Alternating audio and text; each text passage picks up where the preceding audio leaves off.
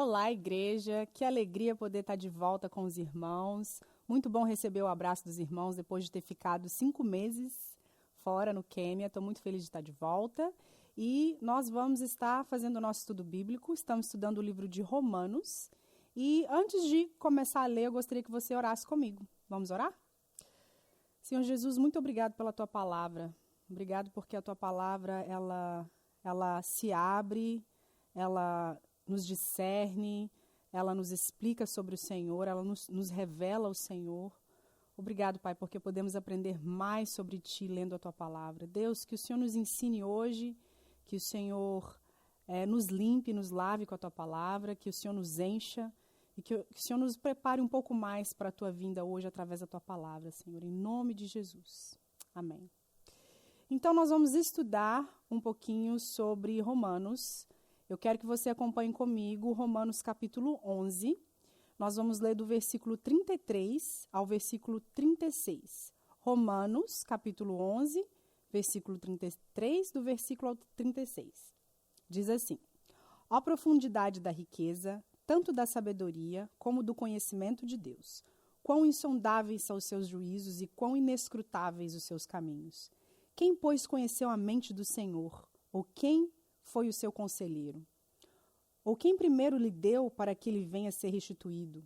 Porque dele, por meio dele e para ele são todas as coisas. A ele, pois, a glória eternamente. Amém. Aleluias. Glória a Deus.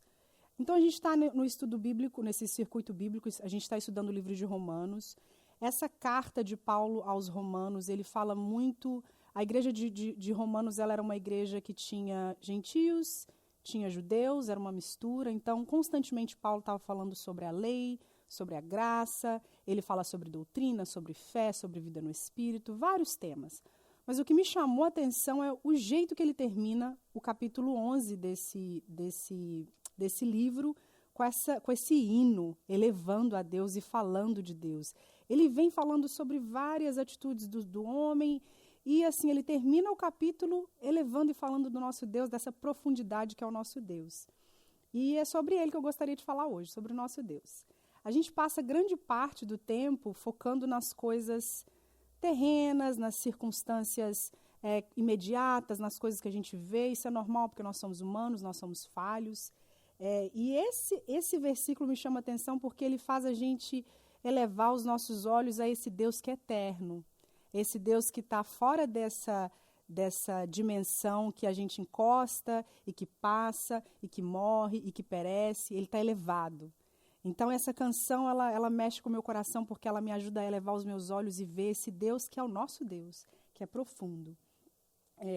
E a gente precisa, de fato, de uma eternidade para poder conhecer esse Deus. Uma vida terrena e passageira, ela não vai ser suficiente para poder conhecer toda essa profundidade. Mesmo que uma vida vivida no Espírito, em oração, em jejum, não vai ser suficiente. Paulo mesmo foi um homem que gastou toda a sua vida pregando o Evangelho, estudando a Bíblia.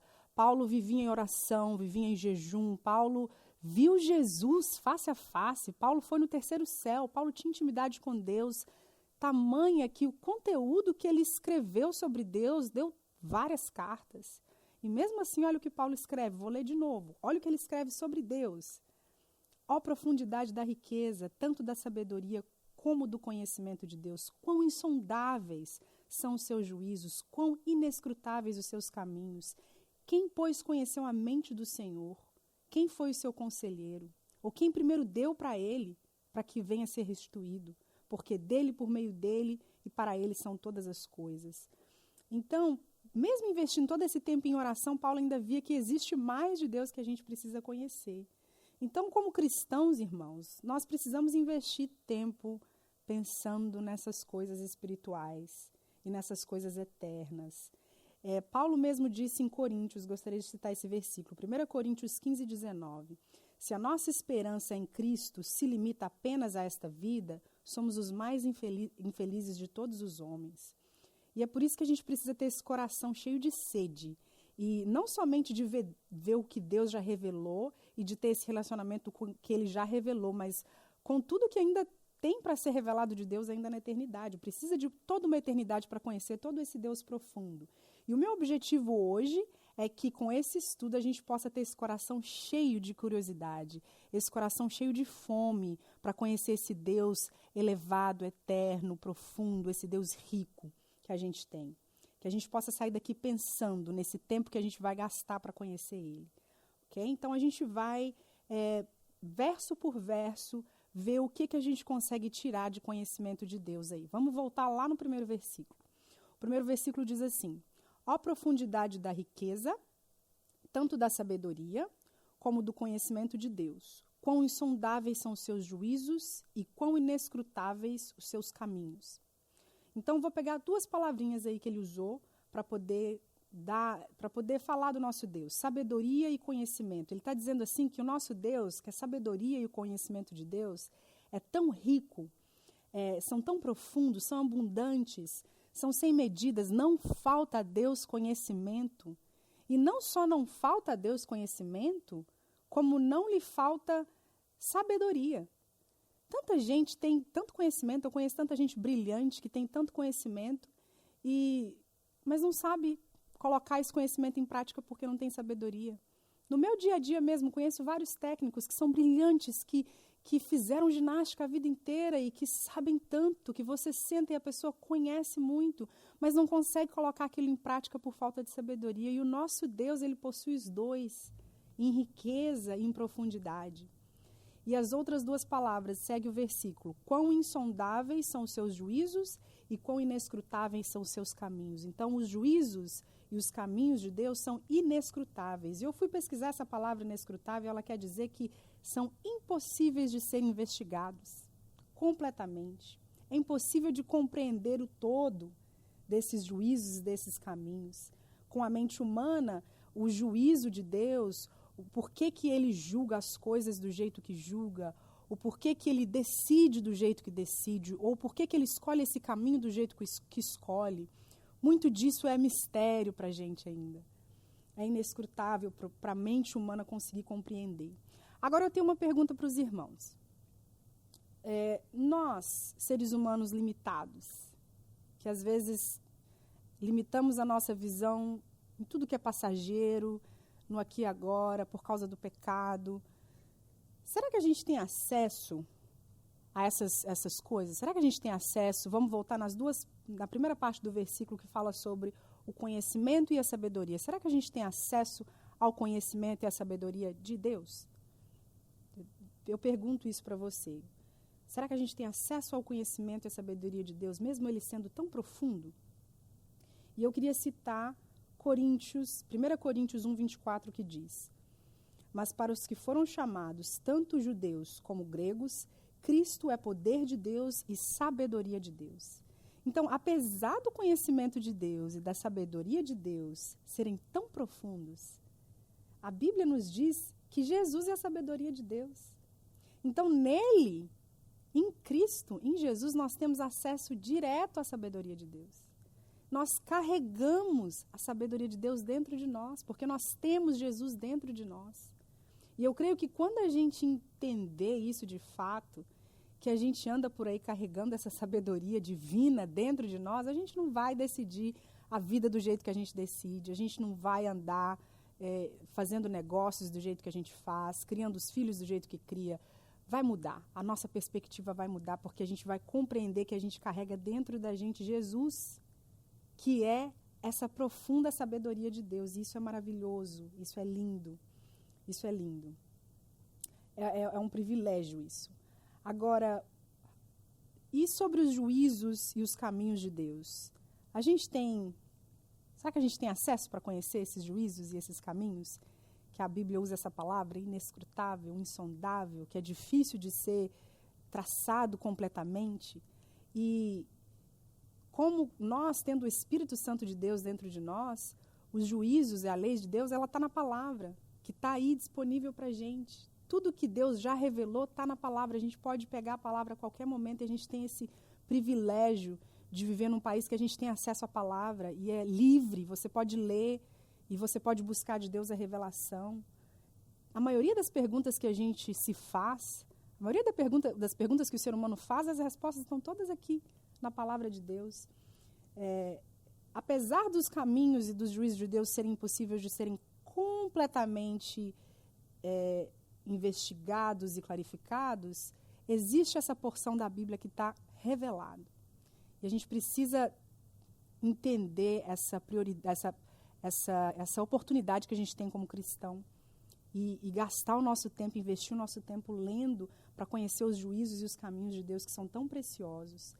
E agora no versículo 34, ele vai falar sobre a mente de Deus. Olha que coisa linda. Ele fala sobre a sabedoria, o conhecimento, ele falou sobre os caminhos de Deus, sobre os juízos de Deus, e agora ele vai falar sobre a mente de Deus. E no 34 ele diz: quem, pois, conheceu a mente do Senhor? Ou quem foi o seu conselheiro? Ou seja, Deus não teve instrutor ou conselheiro. Ele possui em si o conhecimento necessário para criar tudo. Quem conheceu a mente do Senhor e as razões que ele teve para criar o ser humano, ou o que veio em seu raciocínio para que ele fizesse as coisas do jeito que ele fez? Uma coisa nós sabemos, uma coisa a Bíblia revela sobre os pensamentos de Deus. Está lá em Isaías 55:8, eu gostaria de ler para vocês, que diz assim: porque os meus pensamentos não são os vossos pensamentos, nem os vossos caminhos são os meus caminhos, diz o Senhor. Porque assim como os céus são mais altos que a terra, assim os meus caminhos mais altos que os vossos caminhos, e os meus pensamentos mais altos que os vossos pensamentos. Então, uma coisa já sabemos: Deus pensa diferente da gente. Os pensamentos dele são mais altos que os nossos. Os caminhos dele são mais altos que os nossos. Isso aí a gente já sabe, já está revelado. Mas uma coisa a gente pode fazer, que é perguntar para ele. Você já fez essa oração, irmão? Você já fez essa pergunta na sua oração? Deus, o que o senhor está pensando? O que está passando na sua cabeça agora? O que te dói hoje? O que está movendo o seu coração hoje? Longe de nós tentar ser de Deus o instrutor, porque ele não precisa disso. Mas como filhos, nós temos sim que ter interesse do que o nosso pai pensa, o que está passando no coração dele. É isso que nos puxa e que nos leva à intimidade com o nosso Deus. É isso que nos leva a ter um relacionamento íntimo com ele. É isso que nos leva a ouvir de Deus revelações, a pegar a palavra e a ouvir dele, ler a palavra de uma forma que você pensa: gente, já li tantas vezes isso aqui, agora estou lendo e eu estou vendo outra coisa. Isso é quando Deus se revela. Revela os pensamentos dele, o coração dele, o que está se movendo no coração dele. Então, eu quero desafiar vocês essa semana, no seu momento de oração, além de todas as listas de pedidos que a gente tem e de reclamações que a gente tem para poder apresentar para Deus no nosso momento de oração, faça essa pergunta. Pergunta para Deus: Deus, o que está no seu coração? O que você tem pensado? Eu li um livro uma vez que ele começava com essa pergunta. Ele perguntava assim: se fosse para você numerar de 1 a 5, o que é mais importante para Deus, de 1 a 5, o que você colocaria? E foi interessante que as pessoas escreveram várias coisas. E dentro dessas várias coisas, tudo incluía o homem. Tudo incluía a gente. E a gente não consegue perceber o quanto a gente é centrado em nós mesmos. A gente não consegue tirar a gente do picture, a gente não consegue tirar a gente do centro e conseguir encarar Deus como Ele, só Ele, adoração a Ele. E o que você pensa, Deus, e o que você está sentindo? Sem me colocar na figura, sabe? Então, tenta ter essa experiência com Deus, pergunta para Ele, sem colocar os seus problemas, sem os seus pedidos, sem os seus agradecimentos, é só a você, Deus, o que você pensa, o que você está pensando hoje, agora. O que movimenta o seu coração? O que o senhor está movendo no mundo hoje, nesse momento? E depois você me conta. E agora vamos para o versículo 35, que diz: ou quem primeiro deu a ele para que lhe venha a ser restituído. Outra coisa que a gente aprende sobre o nosso Deus é que ele é autossuficiente. Não tem nada que a gente possa dar para Deus que ele já não tenha. E que Deus, ele vive nesse espaço da eternidade, se é que eu posso dizer isso, porque a eternidade não é um espaço, é a ausência de tempo, e ele não precisa da gente. Ele não depende da gente para continuar rodando a eternidade. Então, tem duas coisas interessantes aí. Primeiro que ele é autossuficiente, ele está lá, independente da gente estar ou não. E a eternidade de Deus vai continuar rodando com o homem lá ou sem o homem lá. Porque é ele que sustenta todas as coisas. Mas olha que coisa linda isso, né? Mesmo Deus sendo feliz, completo, rico, não precisando de nada mais para se completar, ele escolhe criar um ser e chama esse ser para ficar na eternidade junto com ele. Olha tanta generosidade. A generosidade de Deus de se dispensar e de nos chamar para estar ali. Não porque ele precisa. Às vezes, dependendo da sua visão ou da sua forma de ler a Bíblia e de ler essa história do cristianismo, a gente pode ser levado a pensar que a salvação, Jesus nos salvando, nos levando para o céu e nos redimindo, pode parecer que Deus precisa da gente lá. E ele não precisa. Deus é autossuficiente. Ele não precisa, ele fez por amor, ele escolheu, foi generosidade. Ele não estava sozinho. Ele não estava se sentindo sozinho e decidiu criar um homem. Não estava faltando alguma coisa lá no céu e na eternidade. Ele, deixa eu fazer aqui um ser para ficar comigo. Não. Foi puro amor, foi pura generosidade. E agora, vamos para o versículo 36. Quando a gente entende isso, né? Deixa eu voltar aqui um pouquinho. Quando a gente entende que esse doar de Deus, essa generosidade de Deus, de que ele fez por amor, ele fez por generosidade, de que ele deu a vida dele, que hoje eu tenho a vida dele em mim, eu paro de viver para mim. Eu começo a entender que a minha vida é para ele, que tudo que eu faço é por causa dele. Eu paro de viver para dinheiro, eu paro de viver para trabalho. Eu entendo que o sentido é ele. E eu quero viver única e exclusivamente para ele. Por quê? No versículo 36 diz por quê? Porque dele, por meio dele, para ele são todas as coisas. Tudo é para o nosso Pai. O ar que a gente respira, o filho que você tem, a habilidade que você recebeu para fazer o trabalho que você faz, para ganhar o dinheiro que você ganha, para construir a vida que você constrói, é tudo para Deus. Deus nos criou para si. Vou falar de novo. Deus criou a humanidade para si. O versículo diz, porque dele, por meio dele, para ele são todas as coisas. O fim e o propósito do homem é para dar glória a Deus, é para viver para ele. Tudo é para ele. Quando a gente entende isso, a gente para de procurar. A gente procura menos reconhecimento das coisas que a gente faz, menos louvor e menos reconhecimento das pessoas. Isso é um problema que a gente tem hoje, de querer sempre o olhar do outro, de querer ter sempre o reconhecimento do outro, de querer ser visto.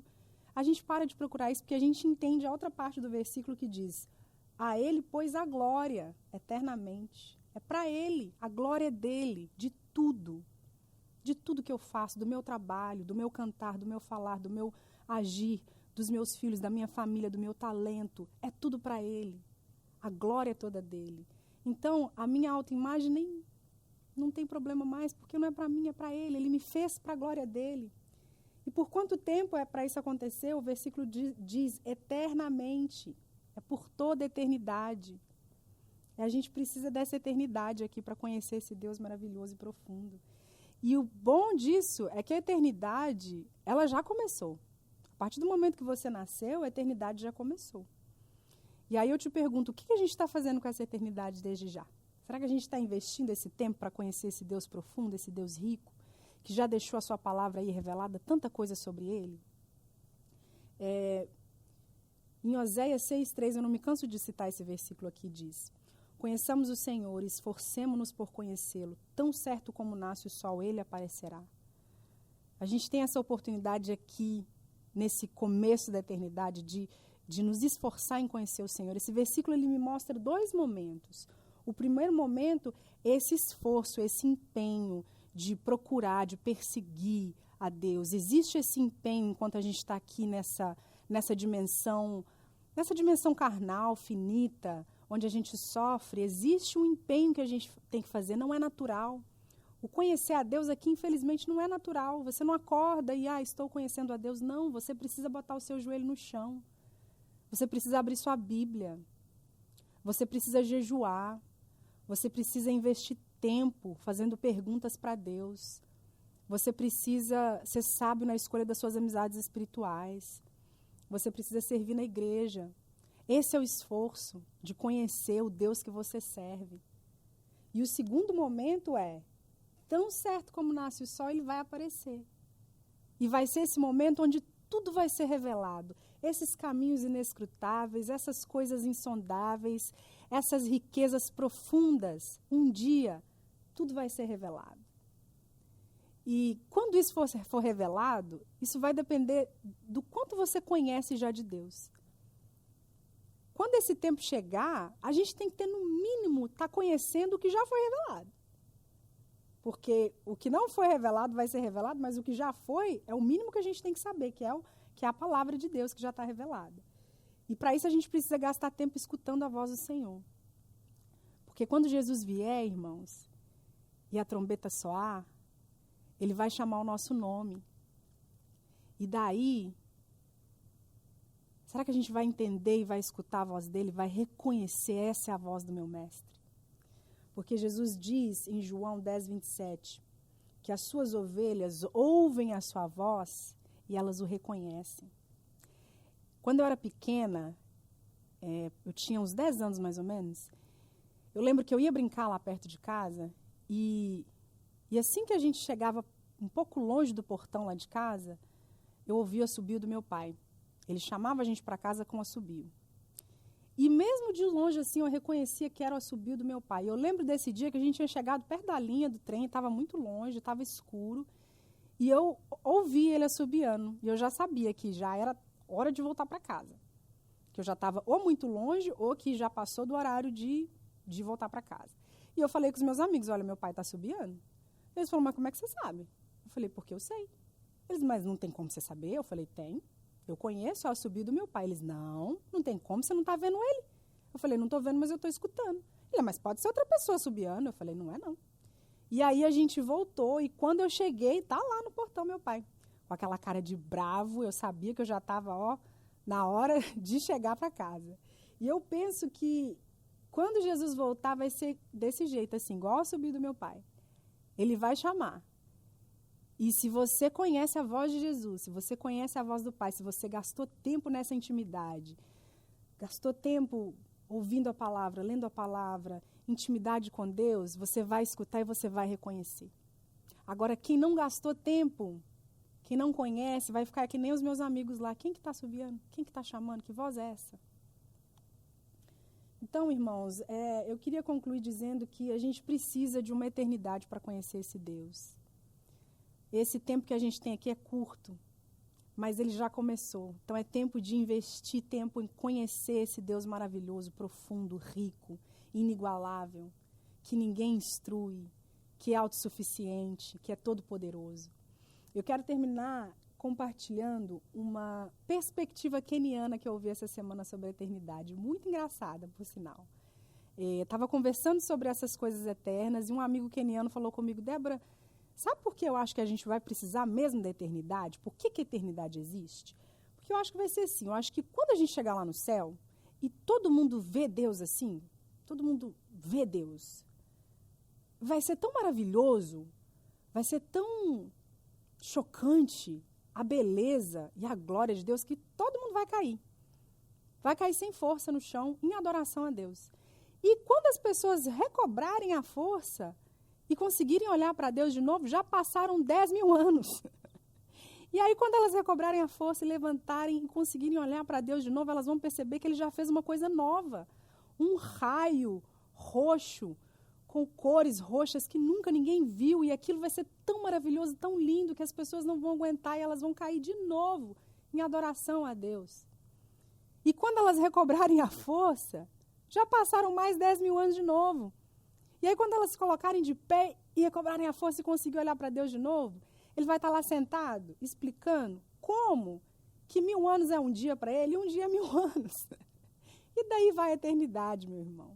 Então, eu queria encorajar você a começar já a investir tempo desde já, a conhecer esse Deus maravilhoso, profundo, rico, que é eterno, que não está preso aqui nesse espaço de tempo curto limitado que a gente está. Você tem acesso livre a esse Deus através de Jesus, que é a sabedoria dele, que você carrega dentro de você. Então aproveite esse tempo, essa oportunidade que você tem, rica de ter Jesus dentro de você. Invista tempo com seu Deus e conheça Ele. Entenda que a eternidade é presente de Deus para nós e que nós vamos viver isso juntos. E que a gente precisa esforçar de conhecer e prosseguir em conhecer o nosso Deus. Que Deus abençoe, irmãos. Um beijo. Tchau.